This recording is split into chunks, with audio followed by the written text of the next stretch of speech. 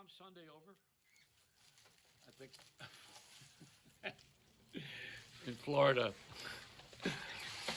every Sunday is Palm Sunday. Yeah, these are the ones that fall off the tree, you know. Where's the avocados? I like those things. The Lucas brothers. I worked on Star Wars. I was a creative director at 20th Century Fox, and I thought that when I saw the Lucas brothers, I figured George must have his kids working. And then I thought, yeah. And there are two black guys who are on Netflix, and they got a movie that's up for Academy Award. What's that thing called?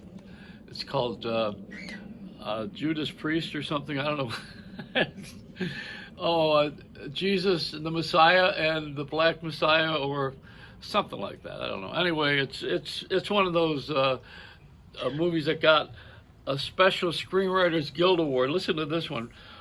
They got an award for writing a script that best embodies the spirit of the constitutional civil rights liberty and indispensable to the survival of screenwriters everywhere.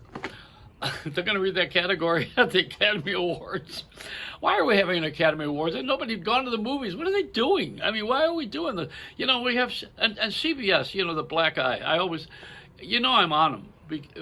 There's a couple of things I don't like about it. First of all, they make a lot of money, and they're very successful for the stockholders, but not necessarily for us guys, And they got rid of a lot of the good talent. This is the network that had all the great, beautiful talents, whether it was Carol Burnett and Art Linkletter, and you can go through everything that they've ever had throughout the years, and it's been a supreme network. That's why they have the Edward R. Murrow Awards, which is where he's from.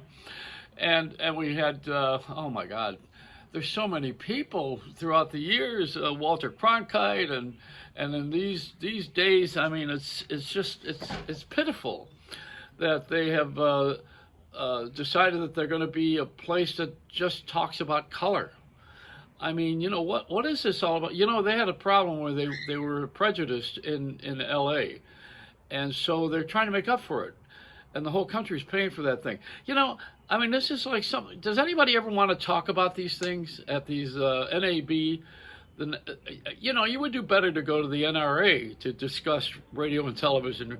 Bring your weapon. The weapon in radio and television is my mouth and my face, of course. But we are not talking about the things that would make everybody more comfortable. I don't mean that everybody will feel good and have the warm fuzzies from everything that's on the news. What I mean is we would eliminate a lot of the garbage that stirs people up. The latest thing for me, is New York's mayor gets a bum rap, this Bill de Blasio, because everybody wants to blame somebody. They blame him anyway. He's a good kick in the can. But Fidel Castro's brother, Raul, he was running the country for a while, and now he's resigning as president of Cuba. So he'd be a good candidate to run for mayor of New York now, because he sure knows how to get rid of weapons. They done a good job of that in Cuba. There won't be no shooting. But you see, some of these things that we're doing in the world, like the Russians have hacked us. What really hacks us is that they fooled us and got away with it. That's what hacks us. That somebody got one on us. They got one up on us, and it's ego. All ego. But the fact is that you got a really competitive world with people with information. And to be honest about it, and we should be honest about everything, is that the Russians, their culture gave us our atom bomb, and we also have a lot of good things. We've been racing with them since the satellites, the Sputnik, and we've done pretty well here for a new country. And in the last couple of 100 years, we've really made a lot of difference in the world.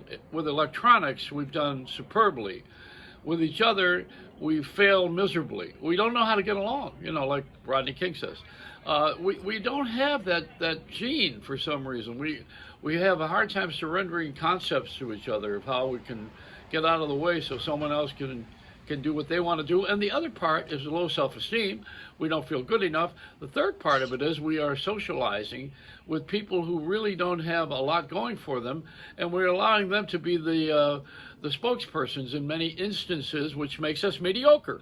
So it puts us in a place where we don't have the excellence that we used to have and could have. Again, all we have to do is to honor the top. Now, for instance, one of the things in my business, which is radio and television, is that we need to really go back to equal time on running for office, give it to local people to be able to give the same time to them to run for office, so we can get natural people in the office, not rich people, not parties, but regular people that are qualified and that have their act together. That's we need to allow that. And the other thing is that all these companies owning everything is way out. That used to be called a monopoly. AT&T regrouped their monopoly again. they remonopolized with another name, which was what was singular. Yeah, they bought the name AT&T. But this country has a way of being allowed to go on with business as long as it makes money for stockholders. That's the thing, because we have more respect for stocks than we do for each other. That's one of the things you got to learn, how to be a little bit more understanding that not everybody is a stockholder and not everybody is a honeybee that's going to go out and gather honey and bring it to these few people that seem to feed off of everything that we've all produced, in our working day. So it's not equal.